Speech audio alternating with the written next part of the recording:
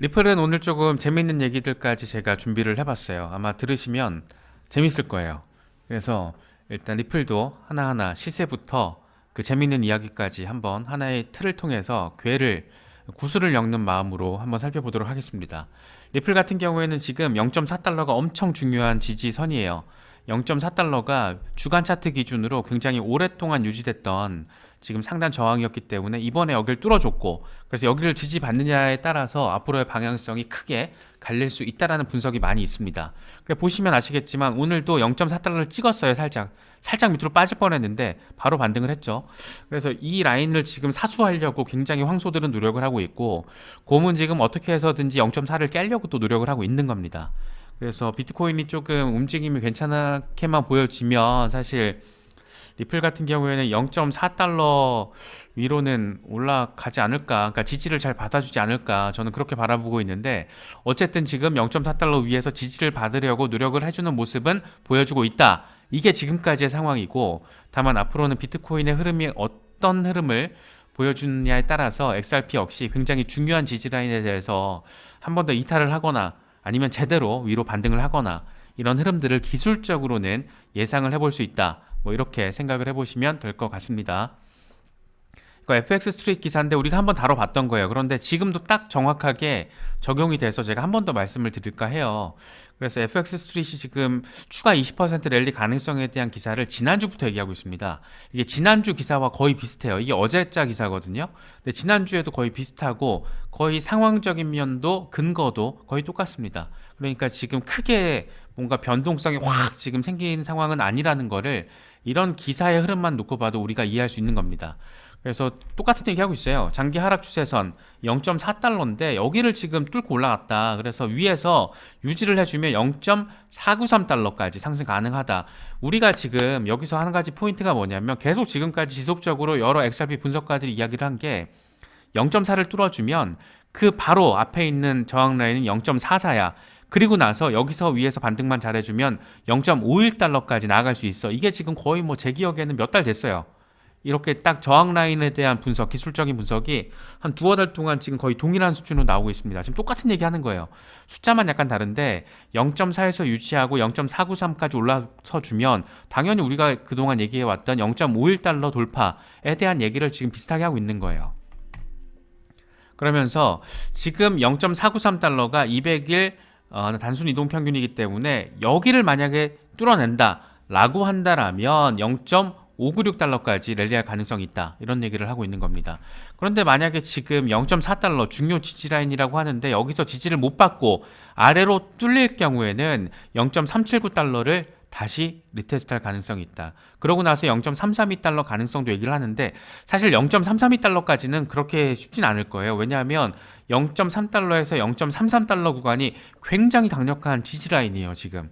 그래서 만약 여기까지 떨어진다라는 거는 비트코인이 거의 한 번 더 크게 한 20% 정도 빠졌을 때 벌어질 일이 아닐까라고 저는 개인적으로는 바라보고 있는데, 아무튼 뭐 상황이 그렇습니다. 지금 기술적으로는 이 정도 라인으로 저항과 지지 라인을 우리가 체크할 수 있다라는 점도 확인해 주시면 좋을 것 같습니다.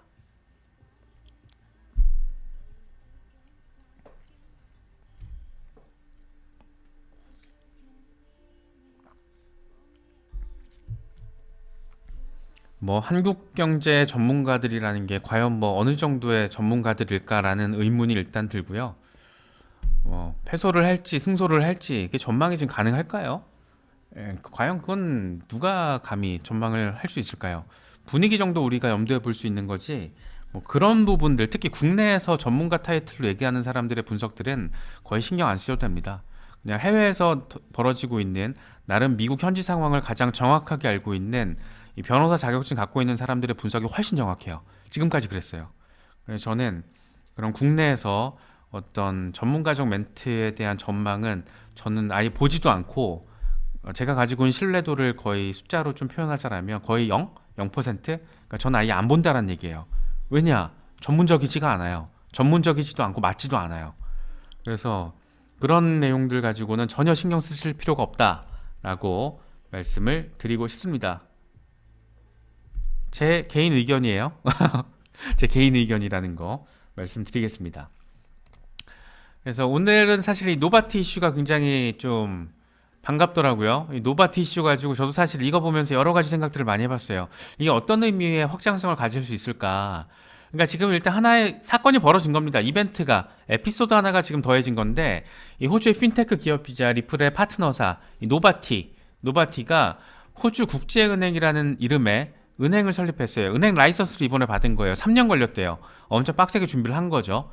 그런데 기존의 레거시 금융이 블록체인을 활용하는 사례는 지금까지 우리가 흔히 볼 수 있잖아요. 뭐 비자, 마스터카드, JP모건, 뱅크 오브 아메리카 뭐 등등 여러 기존 레거시 대형 금융은행들, 금융기관들이 블록체인을 활용해서 뭔가를 하고 있다는 거에 대해서 우리는 아주 잘 알고 있습니다. 그런데 이 반대 상황, 이제 막 자리를 잡으면서 열심히 하고 있는 핀테크 기업이 은행을 설립을 해버리, 은행 라이선스를 받았다? 이거는 거의 지금 전 처음 보는 것 같아요. 거기다가 이게 리플 파트너다? 그러니까 리플 파트너라는 거는 이 노바티라는 호주의 핀테크 기업은 블록체인 기반을 통해서 블록체인 송금을 통해서 핀테크 혁신을 이뤄가고 있는 곳인데 여기서 3년에 걸친 노가다를 뛴 거죠. 라이선스를 받기 위해서 어마어마한 노력을 했을 겁니다. 이게 간단치가 않아요. 은행 라이선스 받는 게. 완전 노가다였을 노가다를 뛰는 마음으로 했을 거예요.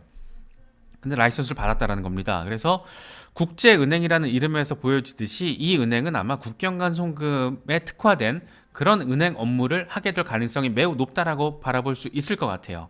그런데 핀테크 기업이 이렇게 은행을 설립했다라는 거, 그런데 이 은행의 지분 91%를 노바티가 가지고 있다라는 거. 그런데 그 노바티가 리플의 파트너사로서 리플 레저를 통해서 송금 혁신을 구현하고 있는 핀테크 기업이라는 거. 이 논리적인 맥락이 상당히 많은 시그널들을 안기지 않나. 그래서 사실 오늘 저는 굉장히 반가웠습니다. 이 소식이. 이 노바티 CEO라는 사람이 멘트를 아주 재밌게 합니다. 우리가 지금 가장 핵심적으로 포커스를 맞추고 있는 거는 우리는 노바티 같은 핀테크 기업들과 파트너십을 잘 맺어서 같이 협력을 할 거야. 우리는 굉장히 이노베이티브한 일을 하고 싶어. 그럴 필요성이 있다라고 생각을 하고 있어. 그런 필요성에 대해서 노바티 같은 그룹들 열심히 하잖아. 우린 이런 곳들과 같이 일할 거야. 대놓고 얘기하고 있는 겁니다. 그렇죠? 그래서 핀테크 기업들과 함께 혁신을 이뤄가겠다라고 이야기를 하고 있어요. 근데 핀테크 기업들이 혁신을 한다라는 거는 이들이 이루고 있는 혁신, 빠르고 저렴한 국경 간 송금, 더 사용자 친화적이고 지금까지 레거시 금융들이 극복해내지 못했던 그런 단점, 한계점들을 극복하고 있는 가장 명확한 수단이 블록체인이었다라는 것. 특히 노바티 같은 경우에는 리플 레저를 통해서 그 혁신을 이뤄가고 있는 곳이라는 것. 이런 것들을 생각을 해보면 방향성이 나오지 않나요?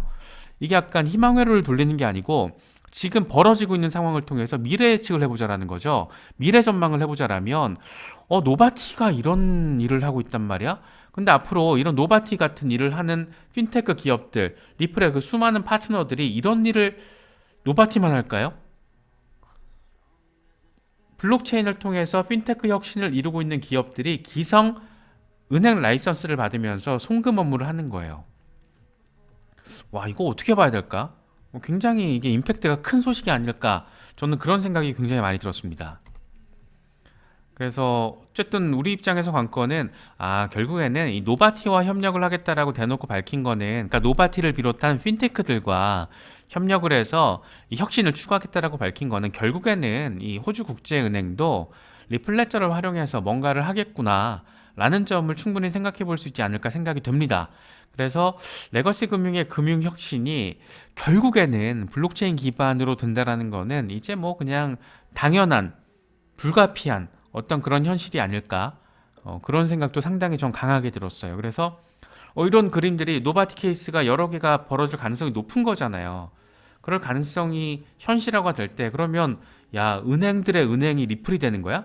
은행 위에 은행이 리플 레저가 되는 거야? 그럼 리플 레저만 그러겠어요? 이더리움 위에도 비슷한 사례가 생길 거고 알고랜드 위에도 그런 비슷한 사례가 생길 거고 뭐 수많은 스텔라룸맨 위에도 비슷한 사례가 생길 건데 야 그러면 이 시대의 어떤 이 핀테크 혁신이라는 거는 어떤 방향성을 가지게 될까? 어떤 전폭적인 어떤 혁신의 범위를 우리의 눈앞에 보여지게 될까? 이런 생각을 충분히 할 수 있지 않나? 저는 뭐 그런 생각이 많이 들어서 오늘 상당히 기분이 좋았습니다. 이런 이벤트, 이런 에피소드가 지금 벌어졌다라는 게 많이 조금 동료가 되더라고요. 그래서 다른 분들, 여기 또 저희 채널에 리플 XRP 투자하고 계신 분들도 많이 계시고, 뭐 알고랜드나 이더리움에 투자하고 계신 분들도 많이 계시잖아요. 그래서 어쨌든 블록체인을 통해서 벌어지고 있는 여러 가지 지금 꾸물 거리고 있는 여러 가지 일들, 이런 상황들도 잘 체크를 하시면 좋을 것 같습니다. 네, 루이님 어서 오세요. 반갑습니다. 고맙습니다. YDY님, 네, 반갑습니다. 고맙습니다. 네, 어서 들어오세요. 그리고 또 멤버십에도 많이 가입도 해주시면 저희 채널 운영에도 도움이 많이 되고, 기본적으로는 멤버십 컨텐츠를 많이 확장시키려고 하는 거기 때문에 다른 분들께서도 관심을 가져주시면 좋을 것 같습니다. 네. 아, 저희가 이제 종교가 됐나요? 네, 어쨌든 뭐 이런 상황. 그런데 이제 과연 리플이 어떻게 될 건가? 이렇게 지금 어마어마한 일들이 지금 리플 위에서, 아까 리플과 관련성을 가지고 벌어지고 있는 어마어마한 일들. 사실 제가 아침에 디머니 사례, 태국의 핀테크 기업 디머니 사례도 들었었고, 리플 파트너들이 지난해 연말에 어마어마한 일들을 많이 벌였잖아요. 뭐 아마존과 파트너십을 맺은 것도 있고, 뭐 그런 여러 가지 일들이 벌어지고 있는 이 리플 생태계가 지금 굉장히 뜨겁게 달아오르고 있는데, 과연 그럼 진짜 어떻게 될까? 뭐 소송에 패소하면 정말 끝나는 거야? 뭐 소송이 다야? 이게 지금 어떻게 봐야 될까? 라는 거를 생각을 하다가 문득 이 글렌 허친스가 떠올랐어요. 이게 되게 재밌는 사람인데, 글렌 허친스가 나스닥 회장 출신입니다. 뉴욕 연은 출신이고 나스닥 회장을 역임을 한 인물이에요. 근데 이 사람이 2018년도에 이 폭스 비즈니스와의 인터뷰를 하면서 리플과 이더리움이 끝까지 생존하게 될 것이다, 이렇게 콕 두 개를 찍었어요. 리플과 이더리움 콕 두 개를 찍었어요. 이게 2018년 상황입니다. 그러면서 하는 얘기가 뭐냐면, 우리는 구글 같은 기업을 찾아야 돼. 그러니까 블록체인 시대에 구글 같은 기업을 찾아야 된다. 암호화폐가 가장 잠재력이 있는 기회라고 나는 생각을 하고 있어, 라고 멘트를 때려줍니다. 재밌는 사람이에요. 이 사람이 나스닥, 그러니까 뉴욕 연은 출신이고, 그러니까 연준 관계자인 거죠. 연준과도 맥이 있고, DCG에서도 보드 멤버를 하고 있어요. 근데 나스닥 회장 출신이에요. 그러니까 DCG가 2015년인가? 그때 설립됐을 때, 그때부터 보드 멤버에 지금 참여하고 있어요. 이거 지금 DCG 보드 멤버 리스트에서 제가 캡처를 부분 한 거거든요. 잘라서. 리스트가 길어서. 그래서 뭐 어쨌든 글렌 허친스가 지금 이름을 올리고 있고, 물론 지금 이제 DCG가 상당히 좀 어려운 국면, FTX 사태 피해로 인해서 이 제네시스 여파로 인한 어떤 그런 충격파에 지금 휩싸여 있지만, 사실 디지털 커런시 그룹은 이 산업의 설계자라고 불렸던 그런 굉장히 상징적인 어떤 지위, 의미를 가지고 있는 기업이잖아요. 그런데 출범 자체가 되게 재밌어요. 이렇게 글렌 허친스만 놓고 보더라도 연은 출신, 나스닥, 기성금융권에서 디지털 커런시 그룹을 설립을 했습니다. 일단 이 이미지가 여러 가지를 보여주고 있죠. 마스터카드가 지분 50%를 가지고 있는데, 마스터카드를 만든 곳이 웰스파고, HSBC, 시티뱅크, 유니온뱅크, 이런 곳이죠. 재밌는 곳이에요. 근데 이게 2015년 10월 기사인데, 그러네요. 이때 지금 창립됐을 때 나오는 기사인데, 마스터카드, 베인캐피털 벤처, 뉴욕 라이프가 어디에 투자했냐면, 와, 비트코인 컴퍼니 디지털 커런시 그룹에 투자를 했대요. 그러니까 기성금융권의 자본을 통해서 만들어진 게 디지털 커런시 그룹이에요. 결코 간단치가 않은 회사입니다. 그러니까 지금 막 DCG 망하는 거 아니야? 야, 큰일 나는 거 아니야? 이렇게 얘기를 하고 있는데, 그냥 망하지는 않을 거예요. 그렇게 단순한 곳이 아닙니다. 다 연결돼 있어요. 나스닥에서도 지분을 일부를 가지고 있어요, 디지털 커런시 그룹. 근데 나스닥은 잘 아시겠지만 굉장히 크립토 친화적인 지금 스탠스를 취하고 있는 곳이죠. 크립토 인덱스까지 지금 매일 데일리 돌리고 있는 곳이에요. 글렌 허친스가 나스닥의 전 회장이었고, 마스터카드가 지분 절반을 가지고 있고, 리플과도 지캐시와도 연관이 돼 있고, JP모건과도 연관이 돼 있고, 다 연관이 직간접적으로 다 연결이 돼 있는 곳이 디지털 커런시 그룹이에요. 그러니까 우리는 디지털 커런시 그룹을 놓고 암호화폐 업계의 설계자 역할, 그런데 그 처음부터 함께한 인물이 글렌 허친스라는 나스닥 출신, 뉴욕 연은 출신의 연준 인사, 이런 사람이라는 겁니다. 여기서 지금 제가 키워드를 몇 개를 드렸잖아요. 글렌 허친스가 있고 디지털 커런시 그룹과 연관성 나왔죠. 연준과 연관성까지 나왔어요. 그럼 리플과의 연관성은 뭘까? 일단 여기서 오너십 스테이크, 지분을 가지고 있다라는데 이 것과 관련해서 어떤 방식으로 지분이 설정되어 있는지 정확히 모르겠어요. 근데 이렇게 돼 있다라고 합니다. 그러니까 팩트 확인은 정확히 안 되는데 이렇게들 알려져 있는 거죠, 지금. 근데 지금 제가 이거 오늘 캡처한 건데 디지털 커런시 그룹의 파트너에 리플이 지금도 이름을 올리고 있어요. 그러니까 디지털 커런시 그룹과 리플은 관련성이 굉장히 깊은 거죠. 이거 지금 오늘 홈페이지 캡처한 겁니다. 파트너 명단에 리플이 지금도 이름을 올리고 있습니다. 그러니까 디지털 커런시 그룹이 출범할 때부터 함께 설계를 한 인물이 글렌 허친스고, 리플도 디지털 커런시 그룹과 이렇게 파트너십을 지금 맺고 있고, 또 하나 우리가 여기서 놓치지 않아야 될 거는 글렌 허친스의 이름을 일단 허친슨 센터, 이 브루킹스 연구소에서 재정통화를 정책 담당하는 그 부서가 허친스 센터인데, 여기가 일종의 조금 약간 은어로 표현을 하자면 연준 고위직들의 노인정이에요. 연준에서 연준 의장들이 은퇴하면 여기 특별연구위원으로 가요. 감투 하나 쓰고 앉아가지고 아이고 어서 오십시오. 여기서 조금 노하우를 조금 하나씩 둘씩 살짝 얘기를 해주시면 많은 월급을 드리면서 그냥 감투도 드립니다. 특별연구원. 벤 버냉키도 연준 의장 퇴임하고 허친슨 센터 연구원으로 갔었고, 지금 법무장관이죠. 제니 옐런 전 연준 의장. 그러니까 제롬 파월 의장 전에 제니 옐런이었죠. 제니 옐런이 퇴임하고 제롬 파월이 이제 의장으로 취임할 때, 그때 제니 옐런도 허친스 센터의 특별연구원으로 가 있게 됩니다. 그러니까 허친스 센터가 연준 고위직들의 이런 어떤 퇴임 뒤에 감투를 쓸 수 있는 전관예우의 자리였다는 겁니다. 그러면 지금 퍼즐들이 좀 맞춰지죠. 글렌 허친스와 DCG의 연관성 나왔죠. 연준과의 연관성이 나왔죠. 그리고 리플과 DCG의 연관성이 나왔고, 글렌 허친스는 리플을 또 띄웠습니다. 2018년도부터. 과연 뭘까요?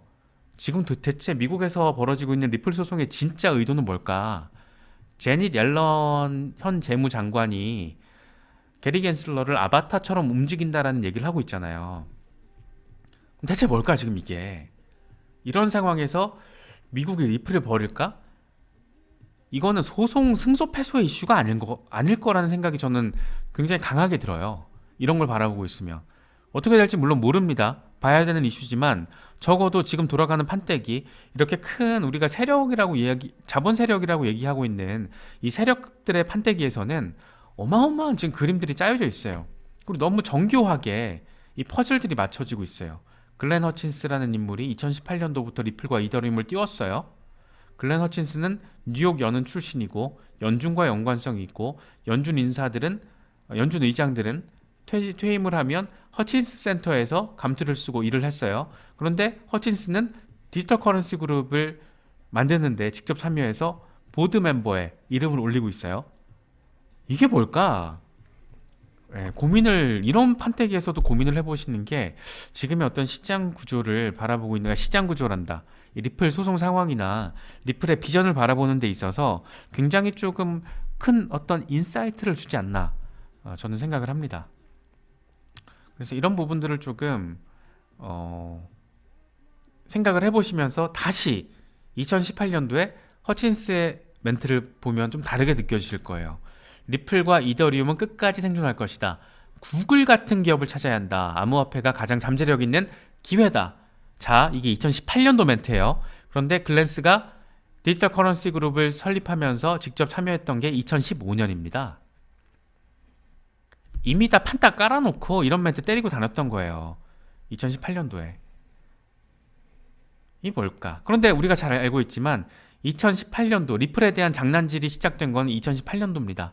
그 유명한 힘먼 스피치, 이더리움은 증권이 아니다 라는 멘트가 나온 것도 2018년이에요. 그러니까 이때를 기점으로 어마어마한, 우리는 뭔지 몰라요. 진짜 실체, 본질, 진실, 사실, 팩트가 뭔지는 우리는 알 수는 없어요. 지금 단계에서는. 근데 뭔가가 우리가 알 수 없는 어떤 상황에서 어마어마하게 막 돌아가고 있는 어떤 것들 정도에 대해서 느낄 수가 있죠. 네, 이런 상황 굉장히 재밌습니다. 그래서 리플 소송에 대해서도 아까 누가 말씀하셨잖아요. 그런데 소송은 가급적 이기는 게 제일 베스트 시나리오죠. 그건 부인할 수 없습니다. 그런데 질 수도 있죠. 패소할 수도 있어요, 리플이. 지금 미국에서는 어떤 일이 벌어질 수도 있기 때문에, 어떤 일이든지도 벌어질 수 있기 때문에. 근데 과연 리플이 패소한다고 리플이 망할까요? 리플이 망할까요? 이렇게 잘 일을 하고 있고 엄청난 생태계 확장을 하고 있고 파트너사들은 리플레저를 활용해서 진짜 몸값 쑥쑥 올리면서 심지어 호주에서는 은행까지 지금 설립을 하고 있는데, 이게 리플이 이렇게 막 단순하게 무너질 회사는 이미 아니라고 봅니다. 다보스에서 왜 리플을 혁신 기업으로 꼽아서 상도 주고 정식 멤버로 임명도 하고 왜 그럴까요? 리플에 대해서는 좀 중장기적인, 한 장기적으로 바라볼 수밖에 없는 이유이기도 합니다. 그래서 리플이 진짜 투자하기 어려운 종목이고, 리플 가지고 단기 대응해서 뭔가 좀 부자가 돼보겠다, 큰 수익을 내보겠다, 어불성설 불가능합니다. 그럴 수 없어요. 되게 투자하기 어려운 종목입니다. 당장 소송 리스크가 일단 걸려있고, 소송 이거 어떻게 될지도 모르고 사실. 그런데 기소되고 났을 때 2020년 12월 20일에 기소 소식이 전해졌을 때 리플이 바닥을 팍 폭락을 했는데도, 그러고 나서 두 달, 석 달 뒤에 2달러 돌파했습니다. 다시. 그게 리플이에요. 그러니까 리플은 세력 자본들이 관심을 갖고 있는 종목이에요. 그리고 실제로 자본 세력이 이렇게 들어와 있어요. 어떤 방식으로든. 그렇기 때문에 리플은 어마어마한 비전도 가지고 있지만 대신 투자하기 어마어마하게 어려운 종목이고, 아직은 소송 리스크가 있어서 어마어마하게 조심도 해야 된다. 이런 세 가지 상황들을 조금 더 분명하게 인식을 우리가 할 필요가 있습니다. 리플 조금 올랐다고 좋아하고 0.4달러 중요하죠. 지지 잘 받아줘야 되고 중요한데, 아니 뭐 우리가 리플 1달러 목표로 투자라는 건 아닐 거잖아요. XRP 여기 홀더분들 많이 계신데 XRP 뭐 1달러 목표로 지금 투자하실 건 아니니까. 예, 그런 부분들도 조금 생각을 해보시면 될 것 같습니다.